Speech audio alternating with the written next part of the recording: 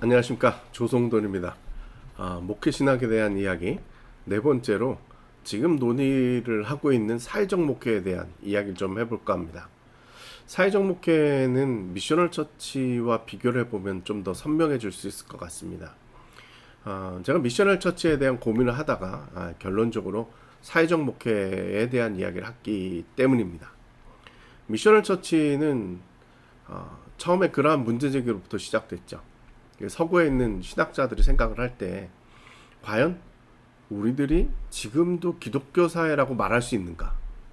사람들이 교회를 안 나오고 있는데 기독교인이라고 이야기하는 사람들이 점점 줄어들고 있는 이 상황 속에서 과연 우리가 기독교 사회, 기독교 국가라고 주장할 수 있는가에 대한 질문에서부터 시작되어졌습니다. 그리고 자신들을 살펴보니까 이건 그렇게 이야기할 수 없을 정도로 기독교가 세속화되어져 있고 어쩌면 교회 사람들이 안 나오고 있는 이 상황을 설명할 수가 없게 된 것이죠. 그래서 이분들이 생각하기를 우리가 선교적인 교회로 전환되어져야겠다라고 생각을 한 것입니다. 그래서 기존에 가지고 있었던 어떤 크리스텐덤 모델이라고 이야기하고 있는 그러한 그 기독교 사회에서 유지되고 있었던 교회의 모델이라든가 아니면 제도화된 모델, 인스티튜셔널 처치라고 이야기하고 있는 제도화된 게 더 강력하다 그러면 교구제 교회 이러한 모습을 내려놓고 우리가 마치 선교지에 있는 것처럼 해야 되겠다라고 생각을 한 것이죠. 여러분 한번 생각을 해보세요. 우리가 선교지를 갔어요. 선교지에 가서 우리가 해야 할 일은 무엇일까요? 우리가 지금 목회하듯이 교회 건물을 더 멋있게 지고 그리고 프로그램을 잘 만들어서 사람들이 오도록 하고 그리고 사람들로 하여금 듣기에 좋은 찬양을 많이 하고 뭐 이런 것들로 될까요? 안 될 겁니다. 선교사들이 현지에 가면 하는 일이 뭐예요? 그들의 언어를 배우고 그들의 문화를 배우고 그리고 그들과 함께 지내는 겁니다. 교회를 지어놓고 사람을 오라고 하는 것이 아니라 교회가 되어지기 전에 먼저 그들에게 찾아가는 것이죠. 미셔널 처치라는 것은 이런 의미입니다. 이 사회가 선교지라고 한다면 우리는 이 세상 사람들의 언어를 배우고 그들의 문화를 배우고 그들과 함께 하는 그러한 일들을 감당하겠다라는 것이죠. 교회당을 내려놓고 그들에게 다가가겠다라는 것입니다. 그것이 제가 생각하고 있는 아주 간단한 미셔널 처치에 대한 기본적인 개념입니다. 한국에서의 미셔널 처치는 조금 다르다라고 생각됩니다. 첫 번째 문제 제기는 우리가 크리스텐덤이었던 적이 없었다라는 거죠. 기독교 사회였거나 기독교 국가였던 적이 없습니다. 심지어 기독교가 다수였던 적도 없습니다. 그 문제 제기부터 다르다라는 것이고요. 두 번째는 우리가 이것을 받아들이는 건 지금 뭐냐? 교회 성장 패러다임의 한계를 느꼈다라는 겁니다. 여기서부터 문제 제기입니다. 교회가 쭉 성장했던 그런 경험들을 정말 세계에서 유례가 없었던 이런 성장을 경험했던 한국교회 입장에서 이 정체된 상황 그리고 마이너스 성장으로 가는 이 상황에서부터 문제제기가 시작되어졌다. 그러니까 문제제기 자체가 좀 달랐다라는 것이죠. 그런 의미에서 우리들이 생각해 볼 부분들이 있습니다. 미국과는 다르다라는 것이죠. 제가 생각할 때 그 맥락 자체가 좀 달랐기 때문이 아닌가 그렇게 생각됩니다. 우리 한국교회의 역사를 살펴보면 아마 이러한 것들이 좀 더 분명하게 나타날 것 같습니다. 기독교가 맨 처음 들어왔을 때가 구한말이었습니다. 그리고 일제강점기에 있었는데 이때 교회는 대학 문화로서의 역할이었습니다. 기존 그 구한말 시대 때는 기존 유교적인 전통에서부터 그것들을 깨 나가고 새로운 문화를 받아들이는 어떤 통로의 역할을 감당하기도 했었고 일제강점기에는 일제라고 하는 그 상황을 극복해 나가고 있는 좀 저항하는 세력으로서의 기독교의 역할이 있었고요. 해방기 그리고 6.25 전쟁 그리고 군부 독재 소위 얘기하는 권위주의 정권 때는 거기에서부터 저항하는 그러한 세력으로서의 기독교가 있었던 것입니다. 전환기의 기독교라고 이야기할 수가 있는 것이죠. 건국 과정에서의 기독교의 역할들, 그리고 기독교의 지도자들, 그리고 방공 문화에서의 그런 환경 속에서의 우리들의 역할들이 있었다라는 것이죠. 그리고 산업화 시기에는 영합하는 문화로서의 기독교다, 이렇게 제가 정의를 내렸는데요. 산업화가 되어지는 그 시기에 사람들이 가져야 됐었던 산업사에 대한 이해라든가 자본주의에 대한 이해라든가 특히 긍정적인 사고를 가지고 우리가 열심히 하면 성공할 수 있다라는 그런 마인드를 심어준 것이 바로 기독교였습니다. 바로 이러한 전통을 통해서 사회에 이바지하는 기독교, 그리고 사회와 동화되어지는 기독교를 통해서 한국교회는 이 시기에 정말 급성장을 해왔다라는 것이죠.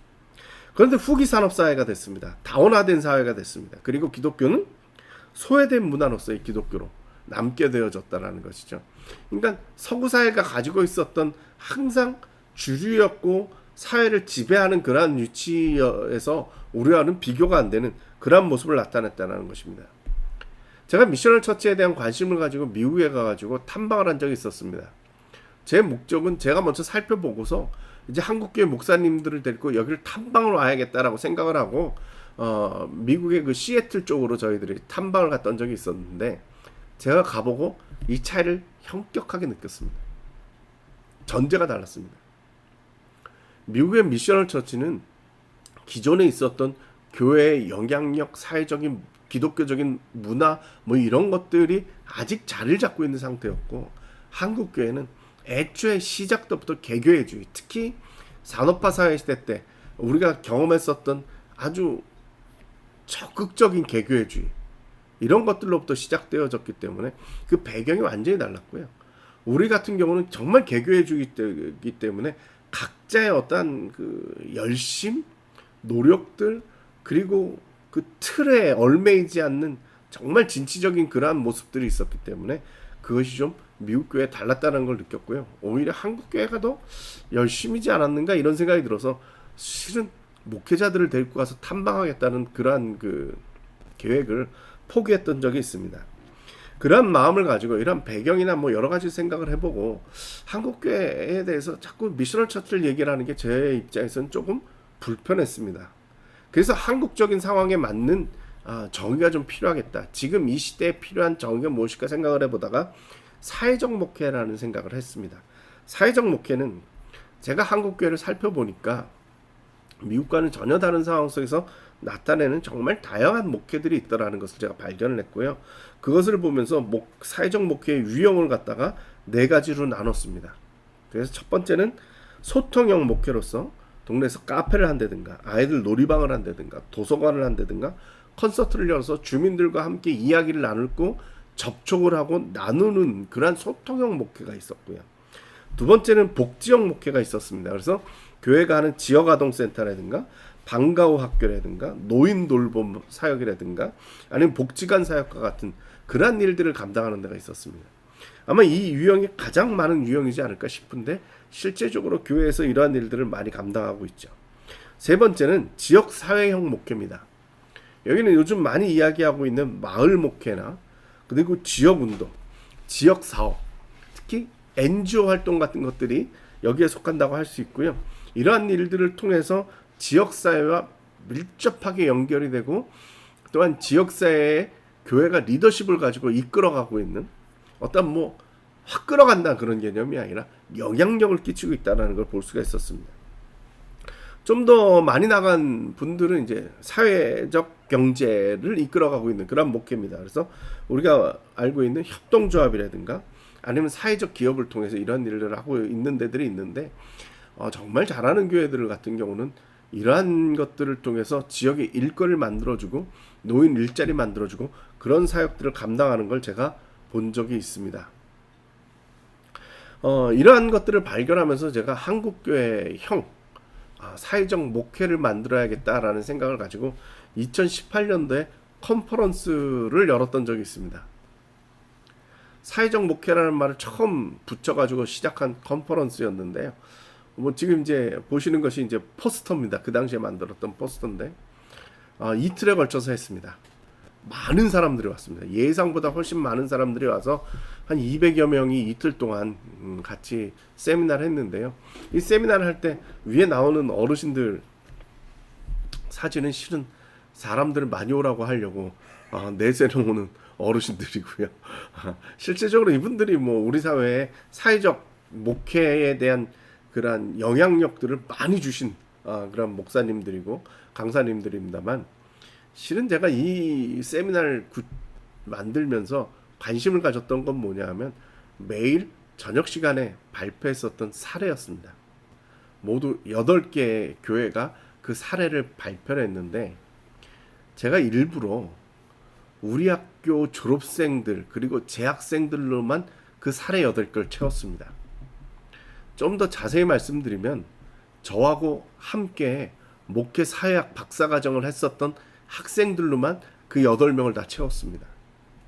왜 그랬느냐면요, 이러한 목회는 뭐 특별한 사람이 하는, 뭔가 은사가 있고 뭔가 능력이 있는 사람만 한다고 이해하실 것 같아서, 정말 우리 주변에, 정말 우리 학교 와가지고 이 사역들을 배워가지고 실시해보고 성공적으로 몇 년 사이에 만들어낸 그러한 사례들만 저기다 내어놨습니다.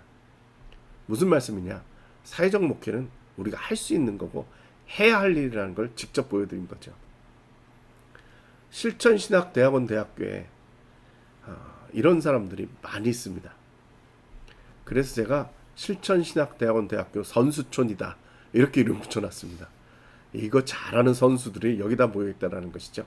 철이 철을 날카롭게 하듯이 이러한 분들의 이러한 나눔, 그리고 서로의 격려, 그리고 사례를 갖다가 서로 챙겨주는 거, 이런 걸 통해서 더욱더 많은 사례들이, 사회적 목회의 새로운 유형들이, 그리고 모델들이 이 실천신학대학원 대학교에서 나오고 있습니다. 제가 이 부분 자부심을 가지면서 여러분들을 실천신학대학원 대학교로 초대하고 싶습니다. 감사합니다.